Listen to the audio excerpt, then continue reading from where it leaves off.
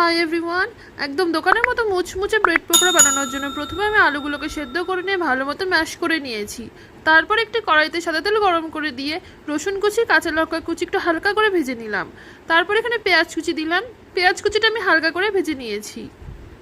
তারপর সেদ্ধ করা আলু সেদ্ধ দিয়ে দিলাম এখানে নুন, লঙ্কার গুঁড়ো, হলুদ গুঁড়ো, তারপর দিলাম চিকেন কারি মশলা, তারপর দিলাম মিট মশলা, ফ্লেভারের জন্য মশলাগুলো দিলাম। সব কিছু ভালো মতো মিশিয়ে নিয়ে হালকা করে ভেজে নিয়েছি। উঠিয়ে নিচ্ছি। একটি বাটিতে 2 চামচ বেসন, 1.5 চামচ ময়দা, সামান্য বেকিং সোডা, সামান্য গোলমরিচের গুঁড়ো, স্বাদ অনুসারে নুন, সামান্য হলুদ গুঁড়ো আর সামান্য লঙ্কার গুঁড়ো। তারপরে দিলাম অল্প অল্প জল দিয়ে একটি ব্যাটার বানিয়ে নিলাম। তারপর ব্রেডগুলোকে আমি এখানে কোনাকোনিভাবে কেটে নিয়েছি। মাঝখানে আলু স্টাফিংটি দিয়ে উপরে আরেক টুকরো ব্রেড দিয়ে দিলাম। রেডি হয়ে গেল ব্রেড পকোড়া। ব্যাটারে চুবিয়ে এনে গরম তেলে এখানে ভেজে নিলে রেডি এখানে মুচমুচে দোকানের মতো bread pakora. Thank you for watching. By.